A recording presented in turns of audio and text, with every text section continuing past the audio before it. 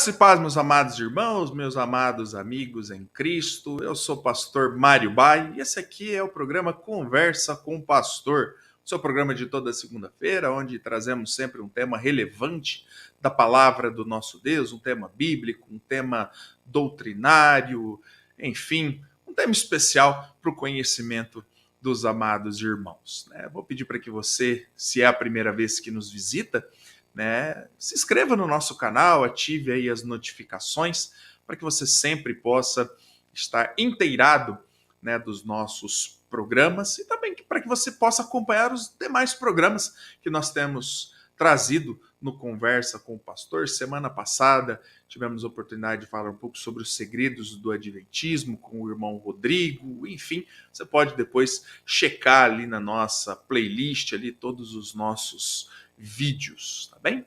É isso então, sem mais delongas, gostaria de apresentar aí o irmão Tiago Ferreira, que vai conversar conosco nessa noite. Boa noite, irmão Tiago, muito obrigado pela presença, é um prazer ter o irmão aqui conosco. Boa noite, pastor Mário, tudo bem?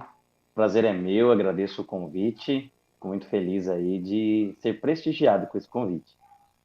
Maravilha. Hoje nós vamos falar um pouco sobre os 5 pontos do arminianismo, remonstrância, enfim, falar um pouco sobre essa questão, que tem até envolvido aí uma dificuldade, A gente conversava em off antes do programa, tem envolvido alguma dificuldade com a igreja brasileira. Bom, irmãos, esse programa ele não é ao vivo, tem alguns compromissos, o irmão Tiago também.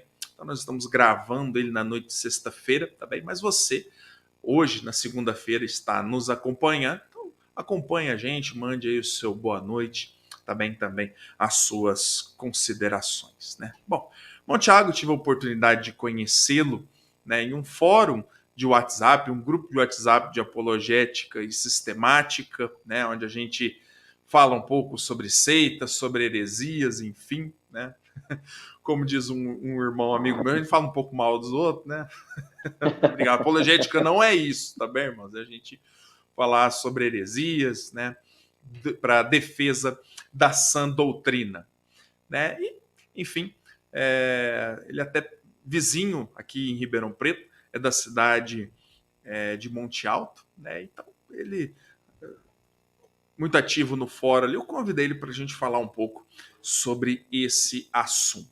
Irmão, a princípio, antes da gente falar um pouco sobre os pontos do arminianismo, a gente tem observado nos dias atuais, uma certa celeuma, e eu acho que essa é a palavra até adequada, uma certa celeuma nessa questão de arminianismo, calvinismo, Parece fla-flu, parece Lula-Bolsonaro, é uma coisa, A briga é uma coisa, E as pessoas acabam se tornando tão extremas, nessas coisas e acabou até, enfim, levando a discussão a um sentido completamente contrário, à palavra de Deus. A gente comentava antes, de entrar aí no ar, antes de iniciar a gravação, como que isso tem se intensificado,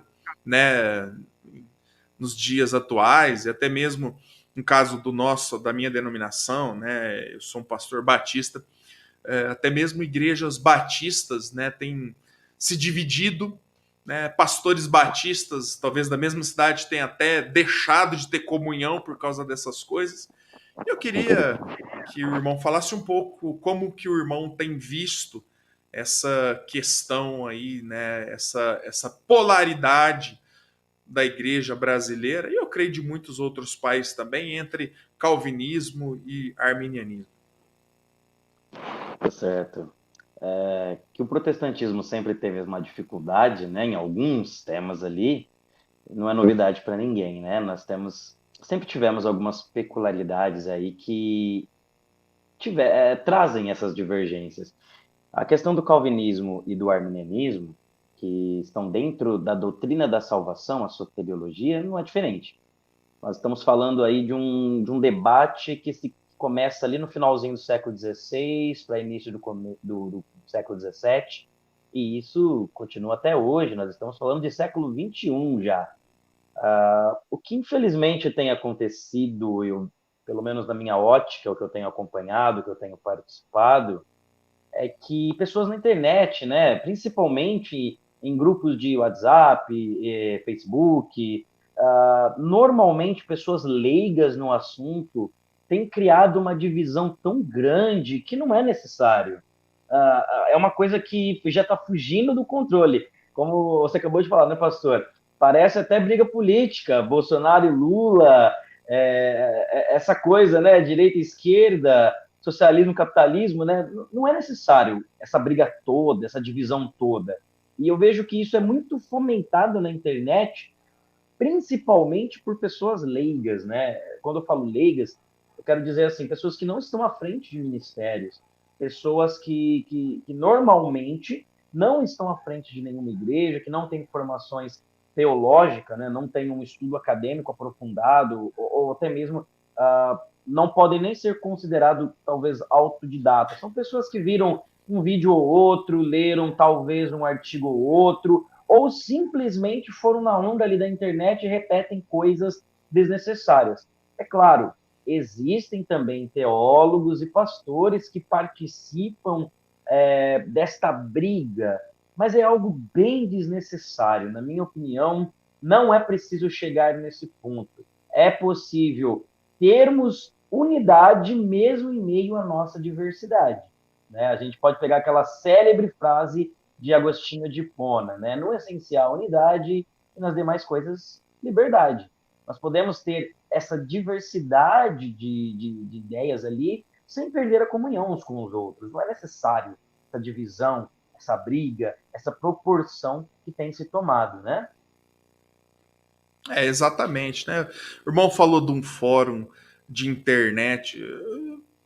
Teve um rapaz outro dia aí, é como você disse, né? Não era alguém que lidera o ministério, ele simplesmente colocou ali uma foto do inferno e escreveu embaixo assim, arminianismo, né? A doutrina do inferno, sabe? Umas coisas que eu falei, gente, que tá acontecendo, né? Com a cabeça das pessoas, né? Por que isso, né? E é o que eu falei, né, irmão? Acaba fomentando um debate que poderia ser saudável, né? Que poderia realmente levar a troca de ideias, a troca de conhecimentos da palavra de Deus, se tornou uma guerra aberta, né?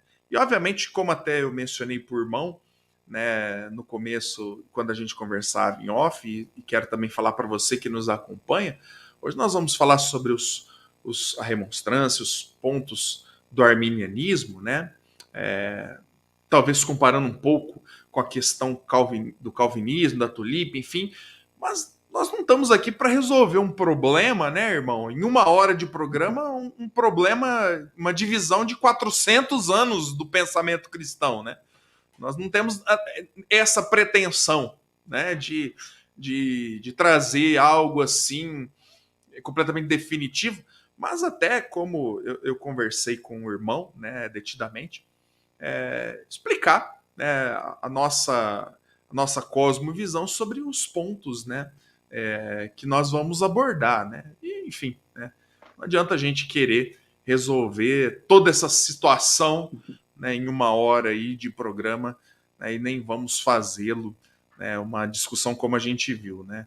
E uma coisa também que é interessante, eu comentava um outro assunto, mas que está dentro da ideia também daquilo que nós vamos falar hoje. Eu conversava com o irmão Rodrigo, do canal Para Que Possamos, foi a conversa anterior, faz um trabalho interessante na internet. A gente comentava, ele falava para mim, falou, pastor Mário, eu não participo de debate, né? Por quê? Porque o debate ele só fortalece o lado da pessoa, né? Então, a pessoa, quando ela vai para um debate, ela acaba fechando-se na posição dela, né? E acaba num. Opa, acabou que o irmão nos deixou aqui, né? Mas não tem problema, depois eu retomo aqui, né, com ele, né? Mas o que acontece, né, explicando aqui para o nosso espectador, O debate ele acaba fortalecendo um lado, né? O irmão já voltou aqui, deu uma caída na internet, irmão. Acho que Mas foi uma oscilação na internet aqui. não, sem problema, né? Mas nós voltamos aqui. Então, é interessante, e ele comentava isso, que o debate ele só fortalece um lado, né? O lado que a pessoa já acredita. Então, assim, às vezes o debate até é inócuo, porque poucas pessoas acabam mudando, né, a posição delas, enfim, aquilo que elas já acreditam, né, ou aquilo que elas já têm a convicção que elas já estão formadas, né? Então, hoje, a nossa ideia aqui mesmo é apresentar, né, a crença, né, do facts, né, a remonstrância, enfim, para o conhecimento dos irmãos, enfim, e cada um dentro da palavra de Deus, daquilo que compreende pelas Escrituras, vai então julgar, né, aquilo que realmente é bíblico na sua concepção. Assim sendo, o irmão Tiago, né, vamos falar inicialmente sobre a depravação total. A depravação total. Irmão, o que é a remonstrância? O que o arminianismo acredita, né, nesse ponto da depravação total? Esse é um ponto até, vamos dizer assim, ele não é tão polêmico, mas ele é mal entendido, né? Tem muitas pessoas que acreditam que o arminianismo não defende a depravação total, o que é um erro. O arminianismo defende, sim. Armínio foi claro sobre isso, os remonstrantes foram claros sobre isso, John Wesley foi claro sobre isso, e todos os arminianos desde então têm sido claros. Se uma pessoa não defende a depravação total, ela não pode ser considerada uma arminiana. Esse é um ponto-chave da nossa discussão. Por quê? Quando nós vamos analisar as outras vertentes, vamos falar ali, começando lá atrás, lá na patrística, com Agostinho e Pelágio. Agostinho defendia, claro, a depravação e Pelágio não. Na posição que Pelágio defendia, ou pelo menos aquela que o pelagianismo ficou conhecida, o homem ele consegue, pelo seu próprio livre-arbítrio, buscar a Deus, desejar a Deus, ir até Deus, dar o passo em direção à sua salvação, crer em Deus, né? Inclusive perseverar, consumar ali a sua fé, a sua obediência e a sua perseverança para com Deus, sem a necessidade de uma atuação especial da graça. Por que eu falo especial? Porque Pelágio ele defendia a graça de Deus. No entanto, para Pelágio, a graça ela era natural. O livre-arbítrio era a graça de Deus. E para ele, todos os homens têm livre-arbítrio. Um livre-arbítrio não enfraquecido, certo? Um livre-arbítrio igual de Adão. Não é enfraquecido. Ele é capaz, por si mesmo, na sua própria energia, de ir até Deus e consumar-se. Não significa que para Pelágio não era necessário Cristo. Ele era necessário, ele é o Salvador. Mas para Pelágio, ali no pelagianismo, o homem ele consegue fazer isso sozinho. Tá? Ele não precisa. A graça ela seria mais um auxílio para ele, um fortalecimento com o qual ele consegue fazer aquilo que ele já pode mais facilmente. Certo? É como se fosse, vamos citar um exemplo aqui. Eu posso caminhar 2 quilômetros. Eu tenho essa capacidade. Porém, se eu tiver uma moto, eu vou mais fácil. Certo? Seria mais ou menos isso. A graça é um apoio que o auxilia a fazer mais facilmente aquilo que ele já pode fazer. Um pouco depois desse debate, nós vamos ter ali o semi-pelagianismo, que é apresentado já um livre-arbítrio enfraquecido, onde o homem consegue buscar a Deus, desejá-lo e dar o primeiro passo, porém, para consumar, para perseverar, para manter-se ali, é necessário a graça de Deus. Então, o homem vai a Deus e Deus completa aquilo com a graça. Então, o homem consegue dar o primeiro passo e Deus consuma aquilo com a sua graça sobrenatural. Então, nós temos um livre-arbítrio enfraquecido no semi-pelagianismo, que pode iniciar, mas não consegue consumar. Já na visão arminiana, não é assim que funciona. Para o arminianismo, a depravação do homem é total. O que significa, primeiramente, uma depravação total? Bem, nós entendemos que o pecado de Adão, lá no Éden, foi o pecado original. Foi aquele que quebrou ali aquele pacto que Deus tinha feito com ele quando disse para não comer do fruto da árvore do conhecimento do bem e do mal. Quando ele desobedece e come aquele fruto, ali está o pecado original, o primeiro pecado no relacionamento do homem para com Deus. Com essa atitude de Adão, aquilo gerou uma natureza caída, certo? Todas as capacidades de Adão para com o bem espiritual, elas foram perdidas. Para o Jacó Arminio, ele entendia que Adão, ele tinha essa capacidade dele e era auxiliado pela graça.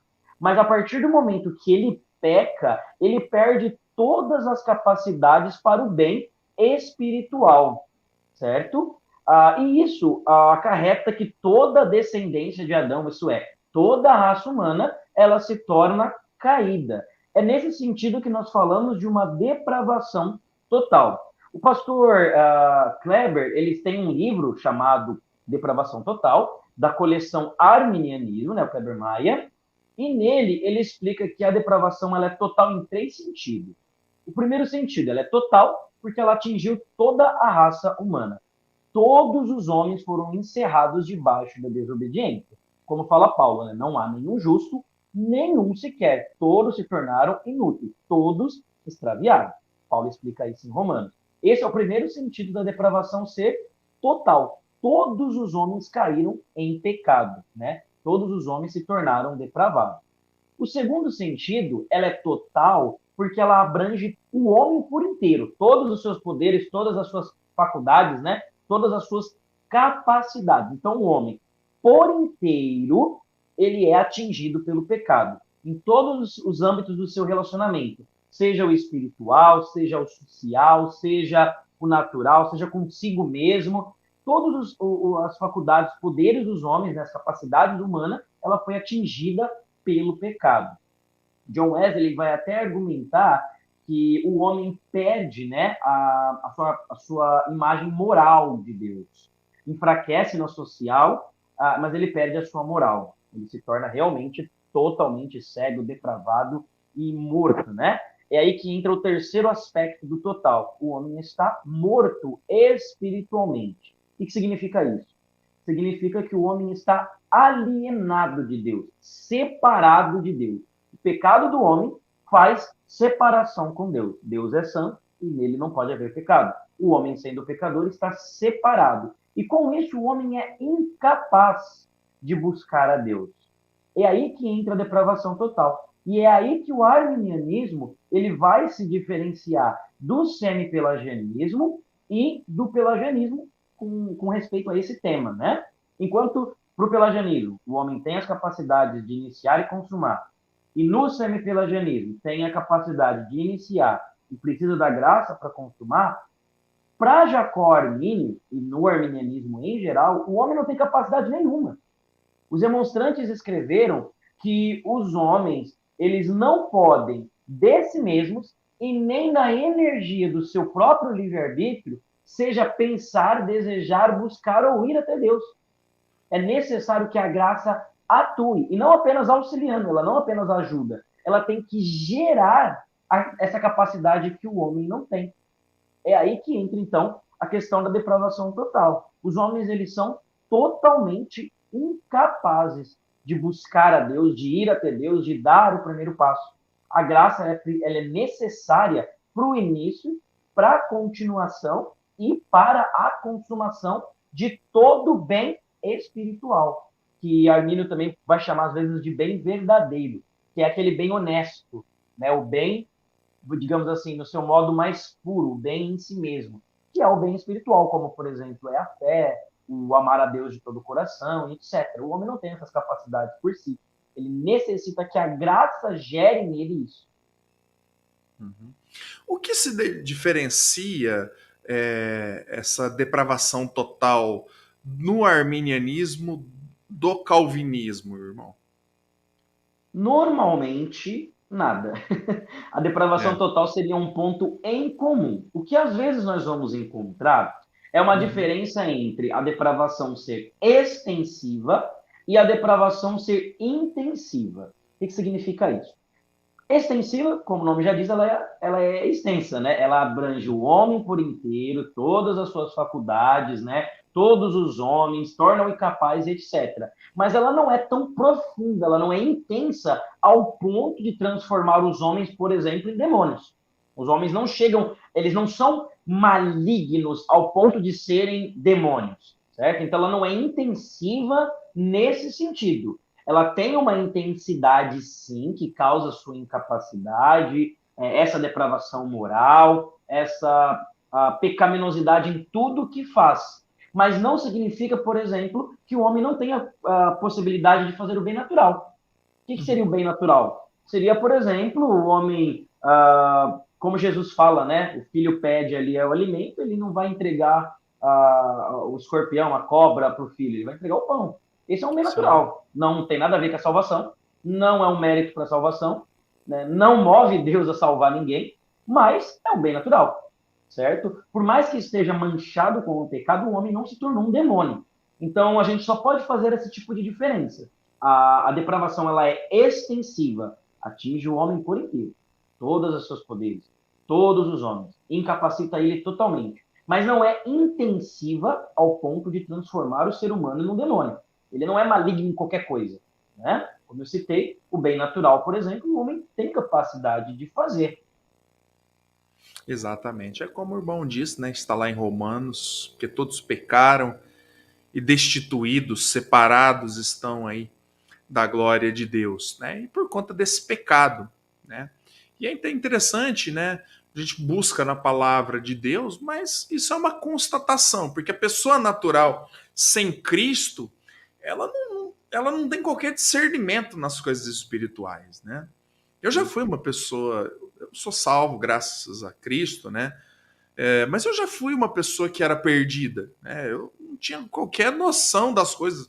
Eu não buscava Deus, eu não estava nem aí, né? Eu não tinha mente. É como o irmão bem mencionou, né? Era uma pessoa alienada para a verdade espiritual, né? Então isso, além de ser uma verdade na palavra de Deus, a gente realmente pode constatar, né, isso na nossa própria vida, né? Paulo chama, né? Ele fala que éramos sem Deus no mundo, né? E a palavra grega ali significa ateus, sem Deus, né? Esse éramos nós antes da graça nos alcançar. Éramos pessoas totalmente depravadas, sem Deus, seguindo aí o curso desse mundo, né?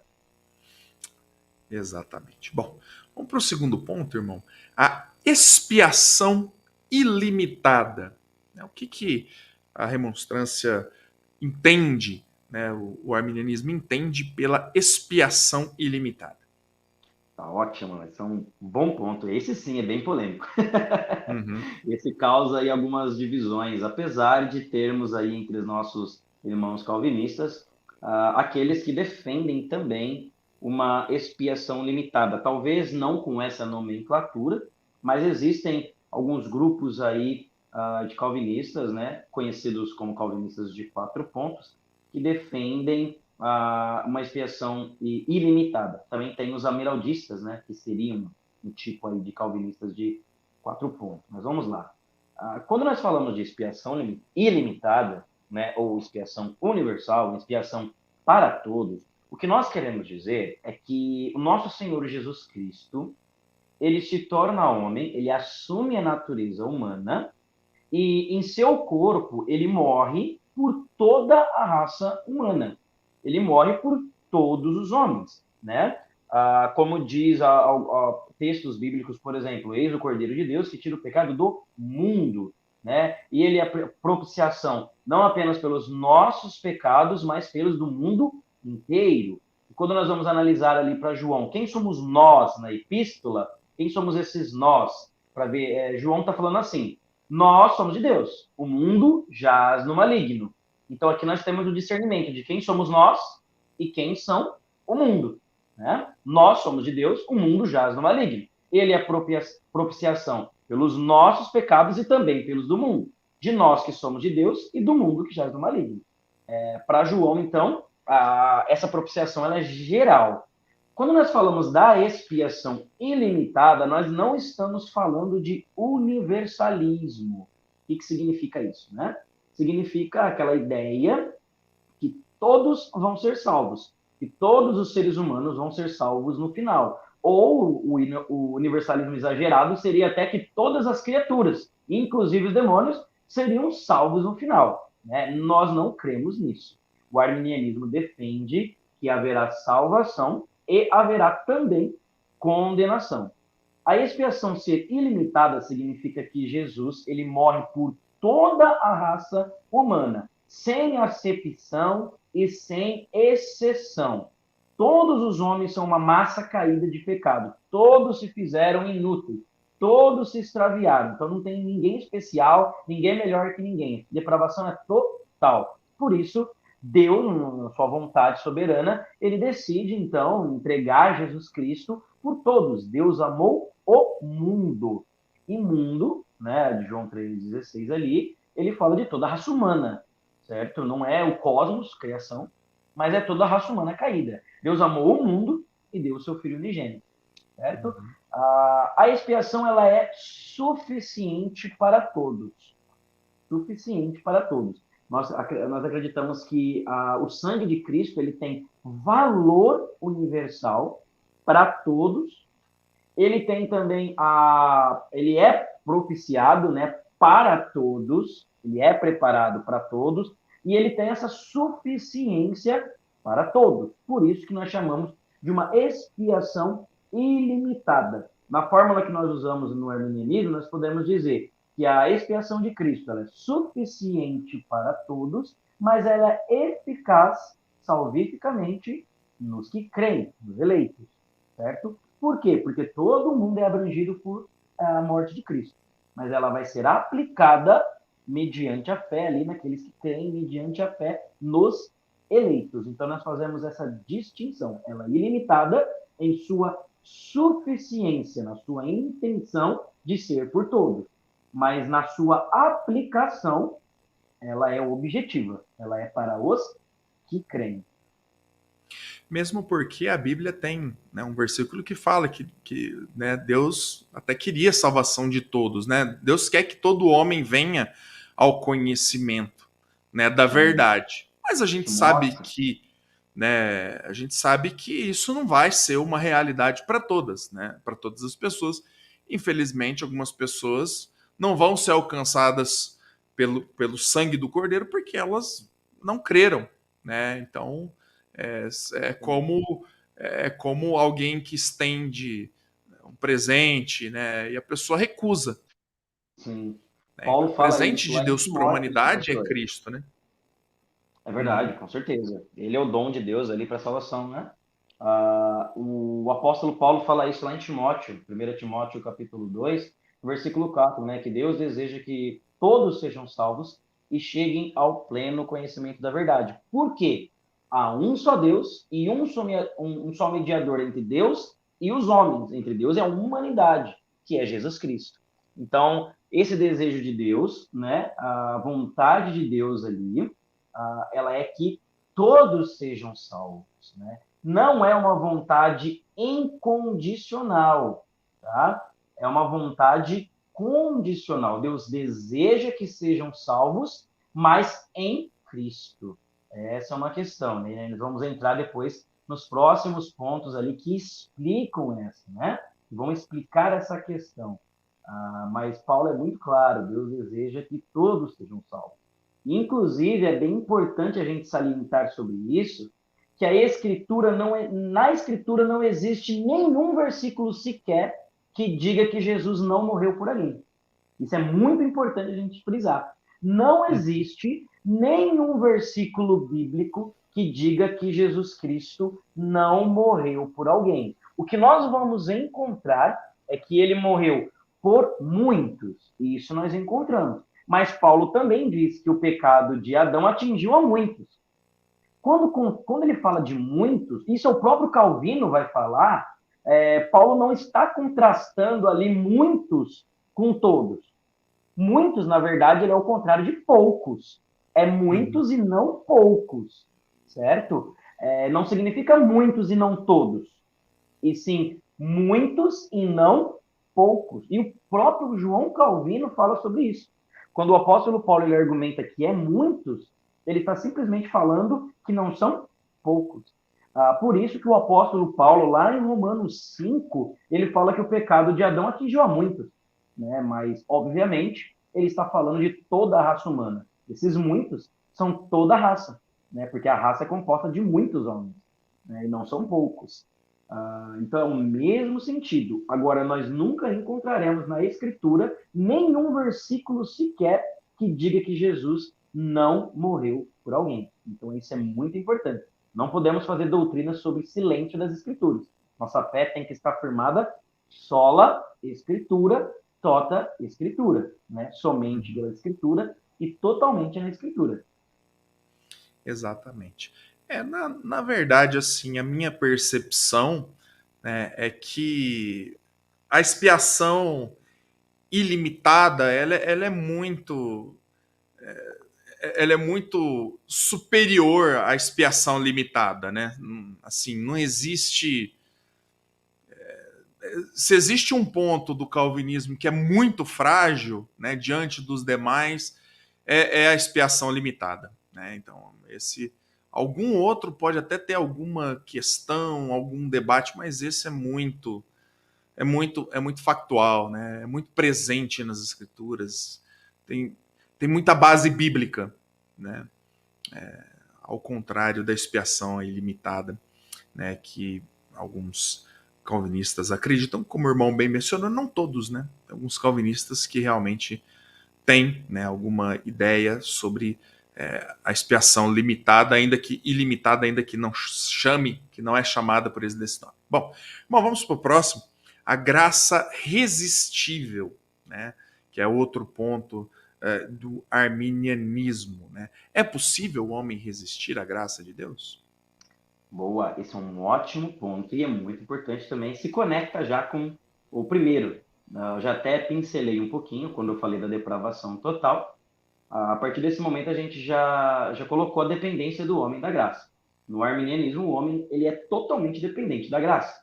Porque se ele é totalmente depravado, significa que ele é incapaz, então não tem como ele buscar a sua salvação sem a graça. Né? O homem não consegue buscar a Deus. É Deus que tem que buscar o homem. Né? E Deus faz isso com a sua graça. Certo? A partir do momento que nós entendemos a depravação, automaticamente nós já entendemos a graça, a necessidade que o homem tem da graça de Deus. E no arminianismo nós costumamos usar o termo preveniente. Né? Esse termo, graça preveniente, o que significa? Preveniente significa aquilo que vem primeiro, aquilo que vem antes. Então, antes que o homem consiga fazer qualquer coisa em direção a Deus, a graça tem que vir antes. Então, é muito importante a doutrina da graça preveniente no arminianismo. Nós falamos muito disso, porque para nós, se o homem é totalmente incapaz, então a graça sempre vem primeiro. Por isso que ela é preveniente. Uma graça que vem antes. Né? Mas ela não simplesmente vem antes e o abandona e deixa o homem seguir o seu caminho.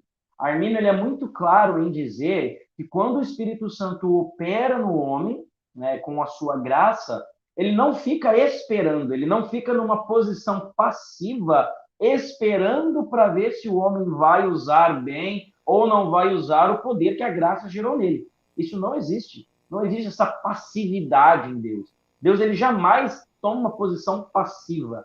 Deus ele é sempre ativo, né, em todas as coisas, né?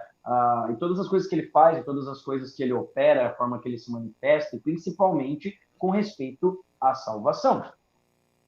Então a graça ela vem antes de qualquer bem espiritual que o homem possa até mesmo pensar. No arminianismo, até mesmo o próprio pensamento com respeito ao bem espiritual, ele se deve já à graça. Então, nós seguimos à risca aquilo que Tiago escreve lá no capítulo 1, né? Todo o bem vem do alto, ele desce do Pai das luzes, né? Isso é claro para nós. Então, todo o bem espiritual aqui falando, ele vem da graça. Quanto à sua pergunta se o homem pode resistir à graça, isso se deve à própria vontade de Deus. Deus ele quer agir sobre o homem com uma graça que seja resistível. O homem resiste a Deus né, resiste ao Espírito Santo, como diz a Escritura, não porque o homem é mais forte. Não existe uma queda de braço entre Deus e o homem. Isso é impossível. Deus, ele é onipotente, ele faz o que ele quer do poder que ele quiser. Só que Deus simplesmente decidiu não agir com essa força, né, irresistível. Ele decidiu agir graciosamente. Ele decidiu agir com a sua misericórdia, com a sua bondade, né? E sim, Deus permite que os homens possam resistir. Eu gosto de usar um versículo de Romanos que eu acho que exemplifica bem essa questão, né? Paulo, ele vai dizer assim, né? Lá no capítulo 2 aqui, Romanos, capítulo 2, tá? No versículo 4. O apóstolo Paulo, ele escreve: ou será que você despreza a riqueza da bondade, da tolerância e da paciência de Deus, ignorando que a bondade de Deus é que leva você ao arrependimento? Mas, por ser teimoso e ter o coração impenitente, você acumula contra si mesmo ira para o dia da ira e da revelação do justo juízo de Deus, que retribuirá a cada um segundo as suas obras. Então, isso aqui é bem claro no apóstolo Paulo. É a bondade de Deus, é a sua plena misericórdia, é a sua graça que conduz o homem ao arrependimento. Mas Deus, ele permite ser resistido, porque ele quer permitir, ele quer que seja assim. E aí sim, os homens têm a possibilidade de resistir, não porque são mais fortes do que Deus, e sim porque Deus quer permitir essa possibilidade. E aí nós dizemos assim, no arminianismo: todo o bem, ele vem da graça. Mas todo o pecado, ele vem do homem. E é exatamente isso que nós acabamos de ler no apóstolo Paulo. É a bondade e a tolerância de Deus que nos leva ao arrependimento. É a graça dele que nos leva para o arrependimento. Mas somos nós, é o coração teimoso, impenitente, que rejeita isso e acumula ira. Né? Um coração que se recusa em se converter. Eu também gosto de usar bastante o profeta Oséias, que eu acho que Oséias, ele usou, eu acho que ele usou termos muito claros, né, da Escritura, que muito claros, para falar da atuação de Deus sobre o homem. Lá em Oséias, no capítulo 11, vou ler aqui também, são apenas 5 versículos. O profeta diz assim: quando Israel era menino, eu o amei, e do Egito chamei meu filho. Quanto mais eu chamava, tanto mais se afastavam de mim e sacrificavam a Baalins, e queimavam incenso às imagens de escultura. Mas eu que ensinei Efraim a andar, tomei-os nos meus braços, mas eles não entenderam que era eu que os curava. Atraí-os com cordas humanas, com laços de amor. Fui para eles como quem alivia o jugo sobre o pescoço e me inclinei para dar-lhes de comer. Não voltarão para a terra do Egito, mas o assírio será o seu rei, porque se recusam a voltar para mim. Eu acho muito forte, porque ele fala que amou, que chamou, que atraiu, que inclinou-se, né, com laços de amor, e eles recusaram. Então isso é muito claro. E, obviamente, eles só conseguiram fazer isso porque Deus o permitiu. Deus fez tudo aquilo graciosamente. Amou, chamou, atraiu, se inclinou, com cordas de amor, com laços ali, tudo, mas de uma forma graciosa, não de uma forma coerciva. Deus, ele não violenta a vontade da criatura, porque ele não quer. O que ele faz é operar na vontade do homem. Armínio diz, né, que a graça de Deus, ela opera no intelecto e nas afeições do homem e o instiga fisicamente para conduzi-lo ao arrependimento. E Deus, ele opera previamente no homem com a sua graça e inicia a inclinação do coração do homem. É isso que Deus faz. E ao momento que Deus inicia essa inclinação, é aí que o homem pode ou não pode colocar os impedimentos na graça. com a permissão de Deus, é claro. É aí que ele pode recusar e resistir. E lá em Atos 7, versículo 51, o Estevão ele está ali dizendo: vocês existem ao Espírito Santo. Então isso mostra que não foram meras palavras externas. É uma resistência no coração, uma resistência interna, porque é o Espírito Santo atuando. Então não é apenas as meras palavras do Evangelho, não é apenas um chamado externo, mas é interno, porque é do Espírito Santo. E a palavra grega ali, antipícto, ela significa lutar contra, opor-se. Então o Espírito Santo ele inicia essa inclinação, e quando ele começa a inclinar o coração do homem para o arrependimento, aí que ele pode lutar contra, né? Recalcitrar, né? Ele pode recusar. E Deus permite. Né? Permite porque quer permitir. E nessa permissão, o homem continua debaixo da ira. E aí que entra a vontade de Deus para condená-lo. Nós vamos encaixar perfeitamente o que o profeta Ezequiel vai dizer. Né? Deus não deseja a morte do ímpio, mas sim que se arrependa e viva. Esse é o desejo de Deus. Né? A mesma força que a gente vê em Paulo. Deus deseja que todos os homens sejam salvos e cheguem ao pleno conhecimento da verdade. Mas o que o profeta diz? Não se arrependendo, é certo que morrerá. E aqui nós vemos a vontade de Deus sendo executada. Né? É uma vontade condicional, que deseja a salvação, sim, com a sua graça e em Cristo.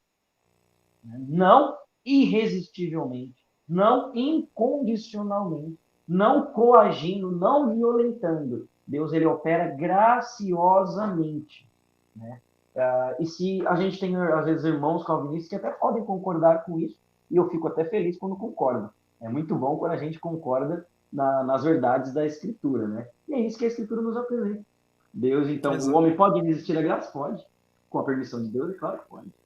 Sim, exatamente. E o irmão citou Atos 7, foi o que aconteceu ali. Estevão pregou, né, para aquelas pessoas, né, e falou sobre a graça de Deus, e no final, ele no versículo 51, ele fala, né, ó, homens incircuncisos de coração, né, vós sempre resistis ao Espírito Santo, né, vocês são igualzinho aos pais de vocês, né. Essa foi a palavra deles, né? Porque foi a palavra para eles, porque eles pegaram em pedras e apedrejaram Estevão. Eles realmente ouviram, né, a palavra, mas resistiram à palavra, né? E a prova disso é que eles apedrejaram aí, né, Estevão, né? Muito bem. Irmão, vamos falar um pouco sobre a eleição, né? Na realidade, eleição, predestinação, são palavras bem fortes, né? No calvinismo, né? E são palavras bíblicas, né? Você encontra, né, predestinação, eleição na palavra de Deus. Mas como que a remonstrância, como o arminianismo traz resposta à eleição em Cristo? Perfeito. Bom, como o nome diz, para nós, a eleição, então, ela é condicional. O que significa isso? Significa que ela tem um fundamento em Cristo. Para nós, a eleição ela não é sem esse fundamento em Cristo, certo? Isso faz toda a diferença. Quando nós vamos pegar aqui Efésios, capítulo 1, versículo 4, o apóstolo Paulo ele diz assim, que antes da fundação do mundo, Deus nos escolheu nele para sermos santos e irrepreensíveis diante dele. Então, a gente frisa bastante esse nos escolheu nele, nos elegeu nele. Quem é esse ele? É Cristo, é claro. Então, Deus nos elegeu nele antes da fundação do mundo. Esse nele que a gente pega e faz toda a diferença. É uma eleição em Cristo. Visto que todos os homens estão totalmente depravados, ninguém é especial. Todo mundo está caído pelo pecado de Adão. Então, não tem especial, não tem um grupo especial aqui. Todos são igualmente pecadores, todos são igualmente incapazes. Por isso que Deus enviou o seu Filho para morrer por toda a raça humana, né? Por todos os homens. Né? E com isso, a graça de Deus, ela se manifesta salvadora para todos os homens, como Paulo também escreve lá na epístola de Tito. Ela se manifesta para todos os homens. Paulo também vai falar lá em Atos, no capítulo 17, né? Que Deus ele ordena a todos os homens em todos os lugares que se arrependam, certo? Com isso, o que discerne, então, o salvo do perdido, o eleito do réprobo? Para nós, é Cristo. Cristo é a diferença disso. É Cristo que traz a diferença entre o eleito e o reprovado, entre aquele que vai ser salvo e aquele que vai ser condenado. Deus faz tudo convergir em Cristo. Visto que toda a raça humana está em pecado, todo mundo igualmente, não tem diferença. Cristo morre por todos e dá sua graça a todos. E é aí que vai trazer a diferença. É pela obra de Cristo que ele dá sua graça a todos que ele vai diferenciar um do outro. É a graça que faz essa diferença. Como? Deus dá ela a todos. Aqueles que são conduzidos pela graça ao arrependimento, esses vão ser salvos. Aqueles que recusam serem convertidos, que resistem ao Espírito Santo, esse Deus os entrega a si mesmos. A remonstrância, ela fala sobre isso. O primeiro artigo, inclusive, da remonstrância, ela fala que Deus ele decidiu, no decreto eterno, em Cristo, pelo Espírito Santo, eleger para a salvação ali aqueles que creriam, né? E perseverariam na fé, né? E também na obediência, é óbvio, porque a fé ela gera a obediência, né? E decidiu igualmente manter como separado de Cristo aqueles que recusam, aqueles que se mantêm incrédulos. Então, Deus, sendo soberano como ele decidiu aplicar a sua misericórdia pela fé, assim como ele também decidiu deixar nos seus pecados, né, que Paulo pode chamar de endurecer, né, os vasos ali da ira, por causa da sua incredulidade, né, perante essa graça de Deus. Então, o que vai discernir é Cristo, porque é a fé em Cristo ou a incredulidade perante Cristo. É isso que vai trazer a diferença. Cristo, por isso que ele é o fundamento da nossa eleição. O apóstolo Pedro também vai falar na primeira epístola, né, que Deus ele nos elegeu segundo a presciência. Isso não é um fundamento do arminianismo. Isso é um fundamento da Bíblia. É o apóstolo Pedro que diz isso, que Deus nos elegeu segundo a presciência. Paulo também fala isso lá em Romanos capítulo 8, que aos que de antemão conheceu, a estes predestinou para serem conforme a imagem do Filho. Então, é aos que conheceu, a estes predestinou. Nos elegeu segundo a presciência. E aí, que vem ser isso, né? Eu compreendo que essa presciência, ela fala das pessoas conhecidas ali. Ela fala num conhecimento relacional com essas pessoas. Por quê? Nós vamos ter Jesus falando lá em Mateus 7, por exemplo, que vai ter aquelas pessoas que lá no juízo final vão chegar, Senhor, curei no teu nome, expulsei demônios, fiz isso, fiz aquilo. Jesus fala, eu nunca vos conheci. Jesus, obviamente, não pode estar falando do conhecimento geral, porque o conhecimento geral, Deus tem de tudo, né? Nada pode estar fora do conhecimento de Deus. Então, quando ele fala que não conheceu, não pode ser o conhecimento geral. Saber da existência, saber do que eles fizeram, né? Não pode ser nesse sentido. Tem que ser num outro sentido. E aí que nós encontramos a resposta. É um conhecimento relacional. Então, apesar daqueles homens estarem tentando se justificar pelas suas obras, fiz isso, fiz aquilo, deixei de fazer aquilo, foi no teu nome, Jesus ele fala, ei, um relacionamento comigo a gente nunca teve. Eu nunca tive um relacionamento com você. Eu nunca te conheci. Já com os eleitos, este sim, aos que conheceu, aos que de antemão conheceu, a esses predestinou. Essa é a eleição segundo a presciência. Deus tem um conhecimento relacional com eles. Mas como? Como é essa relação? E aí a gente volta no ponto anterior que eu falei, da eleição, né? Aliás, esse é o ponto da eleição em Cristo, né? O que discerne é Cristo. O que faz um relacionamento com Deus? Como que o homem tem um relacionamento com Deus? Por Cristo. Ele é o mediador entre Deus e os homens, entre Deus e a humanidade. Ele é o mediador. Então, o que vai gerar ali o conhecimento relacional? Como a gente tem um relacionamento com Deus? Pela graça de Deus.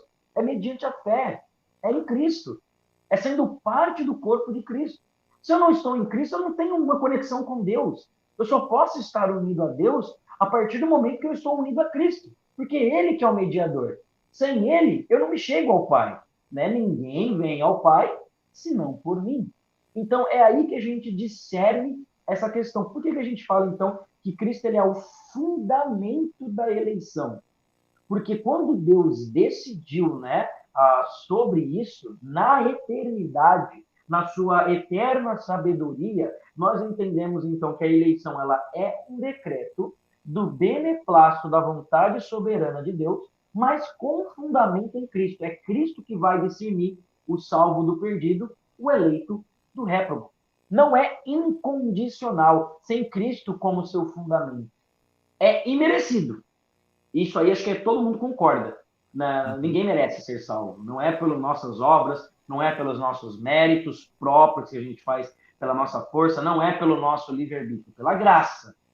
É imerecido. Né? Não é pelas nossas obras. Eu gosto de uma frase de Norman Geisler, né? Ele comenta no livro Eleitos Mais Livres que Deus ele não vê nada no homem para poder salvá-lo. Não tem nada no homem que move Deus a querer salvá-lo. Então isso só pode vir de Deus. E o que vem dele? Cristo. É a graça de dele operando em nós. É a graça de Deus operando no homem. É isso que vai fazer a diferença. Como o homem vai reagir a essa graça? Né? Resistindo a ela, lutando, indo contra o Espírito Santo, Deus o mantém na sua incredulidade e esse homem é endurecido. Né? Esse homem é deixado no seu pecado. Isso é um endurecimento. Ele é deixado nessa situação. Ele, como diz lá em João 3,36, permanece sobre a ira de Deus. Mas aquele que nada faz, mas a graça de Deus o conduz e ele responde com aquela fé que Deus dá pela sua graça, esse sim é o eleito de Deus. E é aí que nós trazemos essa diferença, né? Cristo como nosso fundamento da eleição. Sim. Meu irmão, então uma curiosidade, né? Tem alguns pessoal que crê, né, na eleição incondicional, eles usam aquele exemplo, né, de que Deus amou a Jacó e rejeitou a Esaú, né?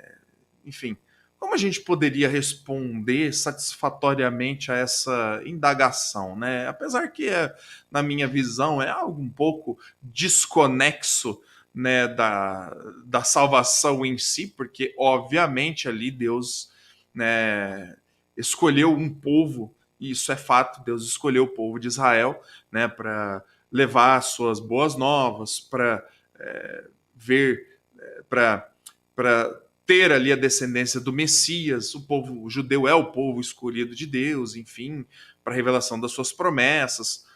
Tudo isso eu creio que é claro através da história do povo judeu e do Antigo Testamento. Nós vemos claramente isso, o Senhor chamando Israel de sua propriedade peculiar, né, dentre todos os povos.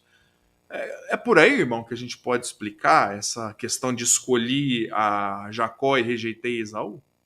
Com certeza. Dá para fazer uma live inteirinha só desse capítulo, né?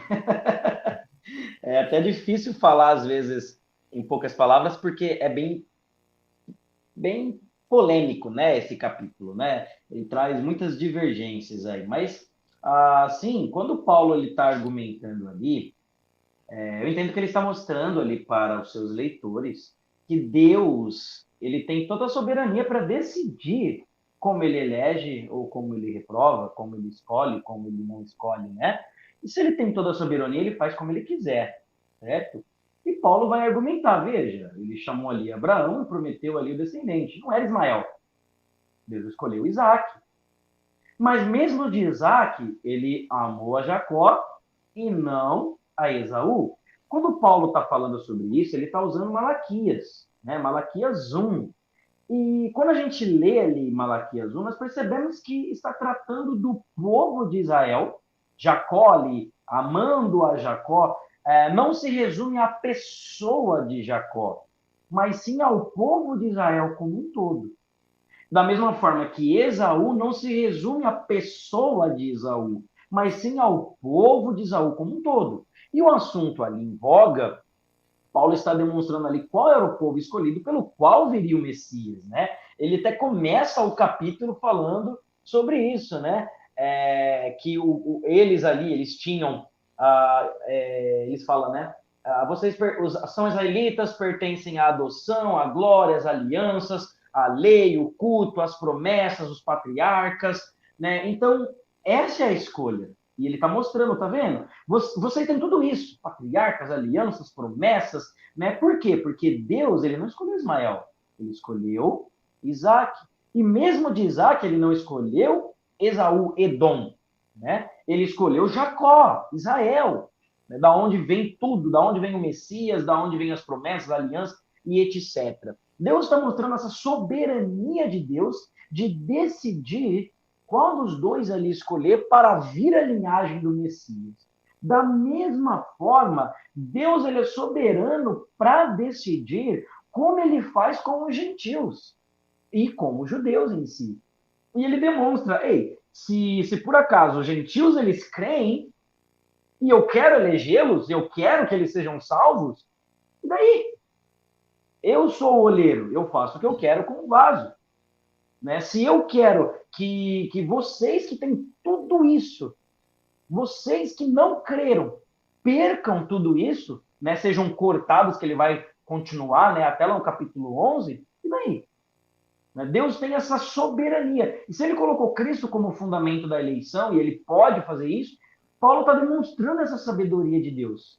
Né? Da mesma forma que ele escolheu a linhagem de Jacó, ou seja, o povo de Israel, para ser o povo que viria o Messias, das alianças, das promessas, etc. Da mesma forma, ele escolheu esse descendente, Cristo, para ser o fundamento da eleição da salvação. E é por isso que eles ali poderiam ser endurecidos, né, pela sua incredulidade. E Paulo deixa isso bem claro, que é pela incredulidade. O que os gentios alcançaram pelas obras? Não. Eles alcançaram pela fé. E Israel, ele não alcançou por quê? Porque ele não recorreu pela fé, ele recorreu nas obras. Então, Paulo está demonstrando a soberania de Deus de querer não as obras, mas sim a fé, porque ele quer Cristo como o fundamento. E Deus é soberano e pode fazer isso. Eu acho que nós não temos discordância que Deus é soberano. Mesmo quando Paulo vai usar o exemplo do olheiro, ele está remetendo lá a Jeremias 18. O que ele diz lá em Jeremias 18? Se uma nação se volta para mim, eu não vou trazer o mal para ela. Mas se uma nação que mesmo que eu tinha prometido todo bem, e ela faz o que é injusto, então toda sorte de mal vai cair sobre ela. Se Deus tem essa liberdade, ele controla como o olheiro, ele pode fazer isso com os seus vasos, trazer a bênção ou trazer a maldição, e isso mediante a justiça ou a impiedade, da mesma forma ele faz ali com Israel. Vocês são o povo da promessa, da aliança dos patriarcas? São. Mas se vocês tropeçarem na rocha, pela incredulidade vocês são cortados.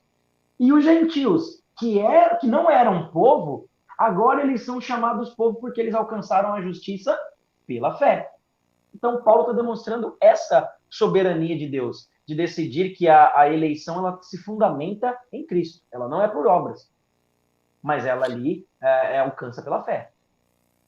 Exatamente, né? Isso a gente vê muito ali em Romanos capítulo 11, né? E, enfim, é como o irmão mencionou, né? Dá um programa à parte, né? Falar sobre isso. Mas, enfim, e em quinto, né, irmão?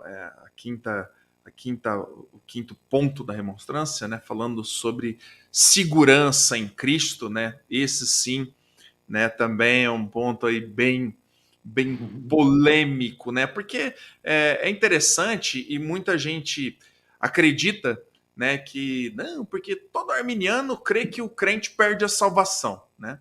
Mas nem a remonstrância falava sobre isso, né? Até a própria remonstrância, ela no seu artigo, quando lá em 1610, né, irmão? Que 1610, foi... isso. Isso, 1610. Isso. Até o quinto artigo que falava sobre a segurança da salvação, tem um determinado momento ali que eles chegam a declarar, né, que tem algumas coisas que deveriam ser acuradas, né, ou pesquisadas melhor na escritura antes justamente de ser passadas, né, com inteira segurança, né? Tamanha era, assim, essa questão, né? Eita, nós, caiu de novo, né, o irmão, mas daqui a pouco ele vai retornar aqui com a gente. Mas só passando, né, irmãos, eu vou. O irmão já está retornando aqui conosco, né? Os pontos, às vezes, de energia, irmão, né? Deve Enfim, da deve internet. tá fazendo alguma manutenção por aqui que tá tendo essas oscilações. Peço desculpa. Tranquilo, tranquilo, tá? Mas tá, a live tá bem, né? Enfim, tá dando para entender o irmão bem. Enfim. Vamos lá, irmão.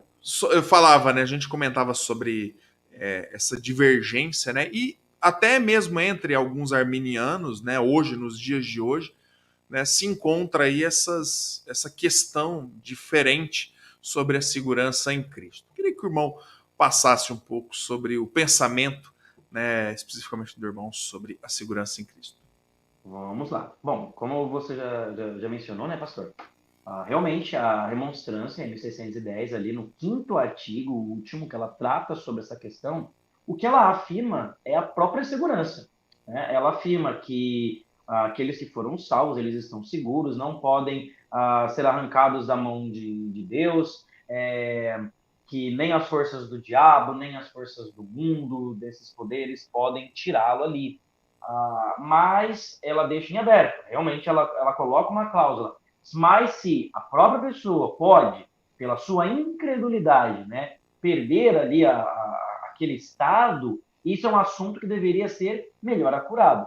O próprio Armínio, ele escreveu nas obras, ele defende a perseverança, né, e ele coloca também uma nota. Ele diz também, olha, eu tenho alguns textos que me chamam a atenção, que eu tenho uma resposta em favor da perseverança. Ele escreve dessa forma. As obras, o primeiro livro das obras mesmo já fala sobre isso, quando ele trata sobre a perseverança, né? Só procurar lá o capítulo.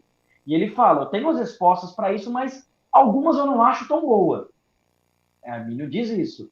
Ele não diz que ele cria na perda, mas sim que ele cria na perseverança e que em alguns textos ele achava que a resposta que ele tinha não era tão boa, porque tinham alguns argumentos contrários, e que ele queria que isso fosse melhor analisado.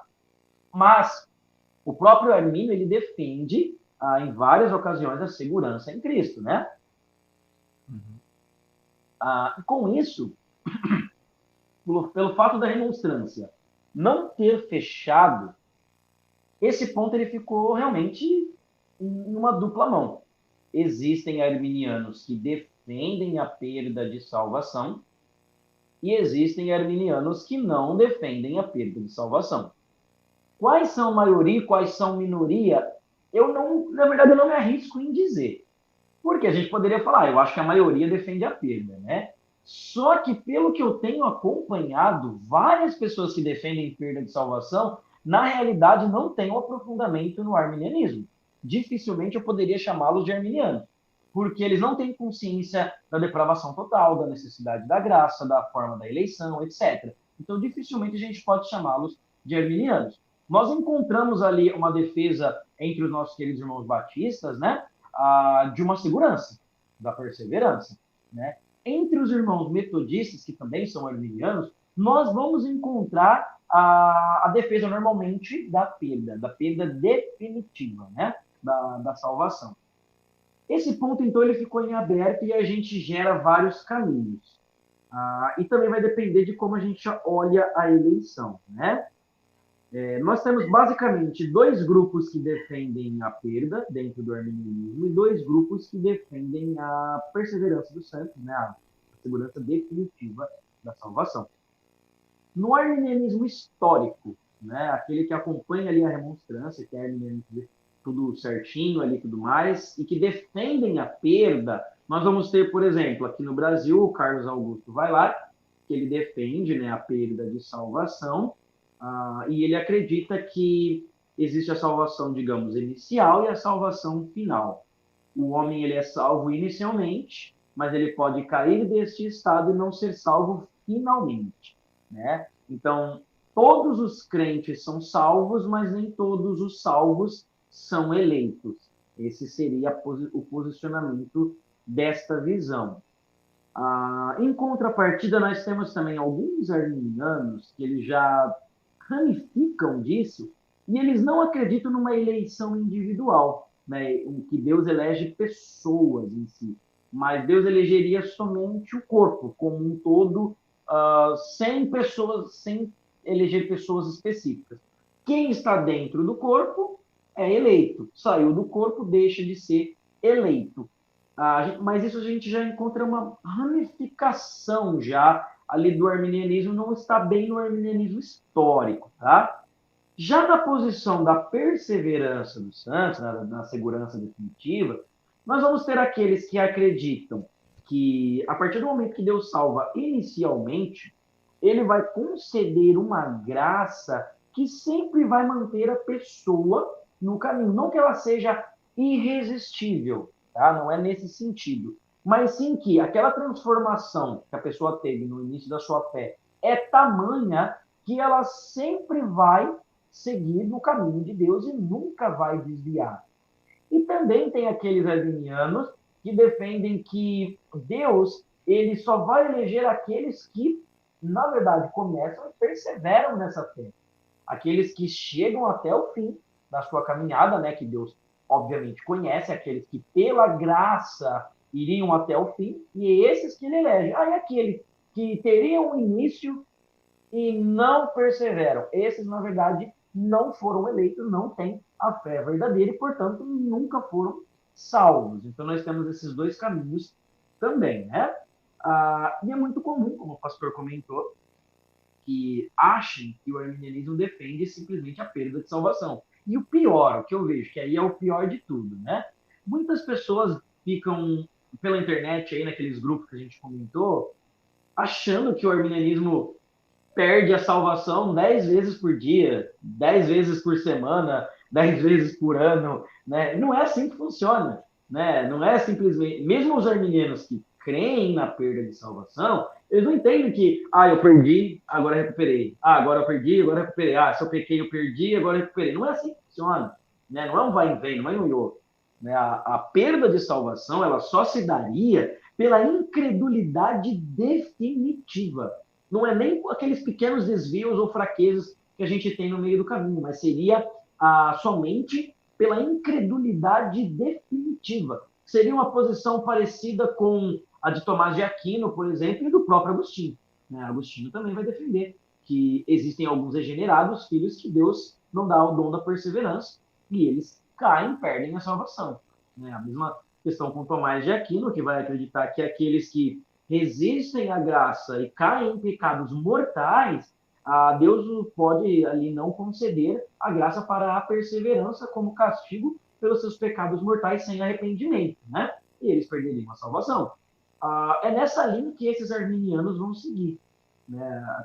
Igual Agostinho, igual o luteranismo, igual Tomás de Aquino, de que perdem a salvação pela incredulidade. Então não são os pecados que a gente comete periodicamente, né, ou cotidianamente às vezes, né, não são esses pecados que a gente cai no nosso decorrer da vida cristã que vão nos fazer perder a salvação, mas seria a incredulidade, e aquela incredulidade definitiva, aquela que nunca mais crê. Então seria, creu, tem a salvação. Deixou de crer, perdeu a salvação, mas é um deixar de crer definitivo, uma apostasia completa.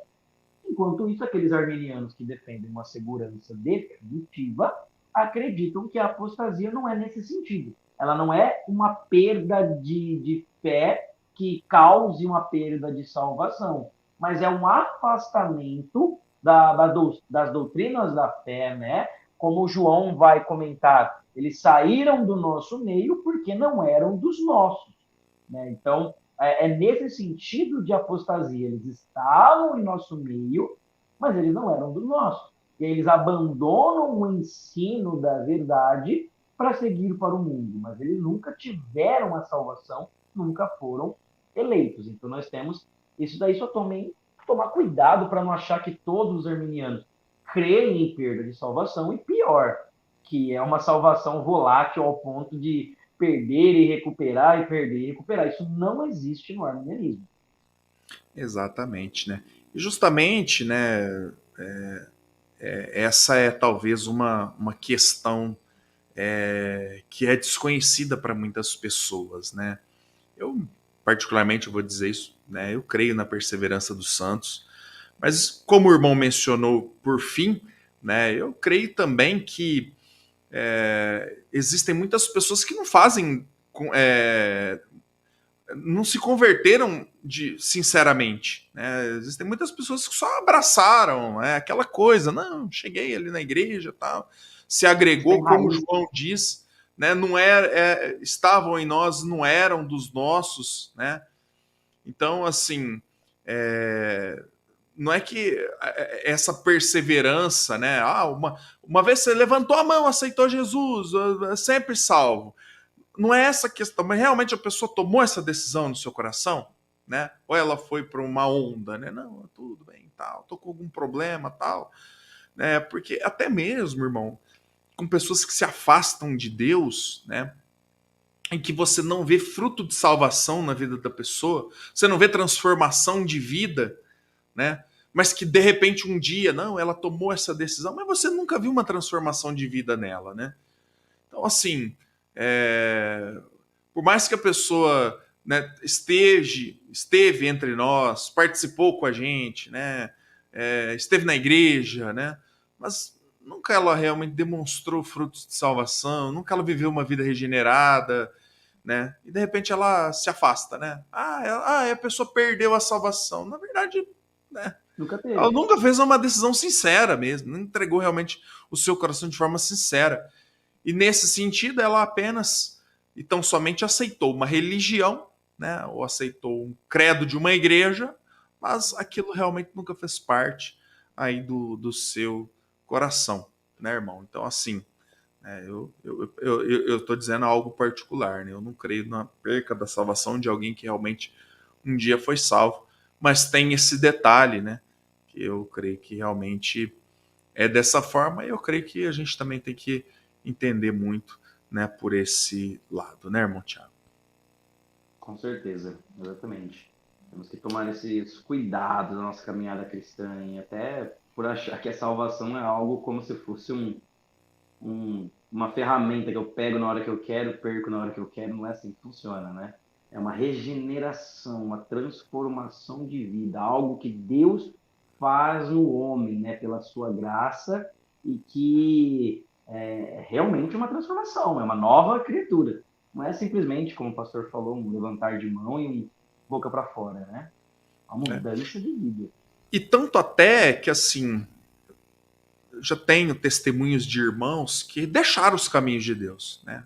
Estavam entre nós, né? Se afastaram, mas assim, testemunhos de pessoas que falam, pastor, mesmo no mundo Deus me incomodava, olha, eu não tinha paz no mundo, eu sabia que eu tinha que retornar para Cristo, e enfim, né, não tinha prazer, não tinha nada daquilo, eu estava ali, né, até que um dia eu me reconciliei com o Senhor e retornei, né. Então, assim, não tenho porquê de achar que aquela pessoa era salva, aí ela perdeu a salvação e agora ela retomou a salvação, né. Então, assim, Sim. ela acabou se afastando dos caminhos de Deus, mas o próprio Espírito, né, que eu creio que é o selo de Deus, né, aquilo que nós temos em nós que atesta a nossa salvação, né, que realmente trabalhou no coração da pessoa e ela entendeu realmente e voltou para os caminhos de Deus. Bom, irmão Thiago, foi um prazer muito grande conversar com o irmão, né? O irmão realmente nos trouxe aí explicações preciosas, né, na palavra de Deus e no conhecimento histórico sobre soteriologia, né? Eu acho que eu penso também muito nisso, muito mais do que você vestir a camisa de um e desvestir a camisa de outro, né?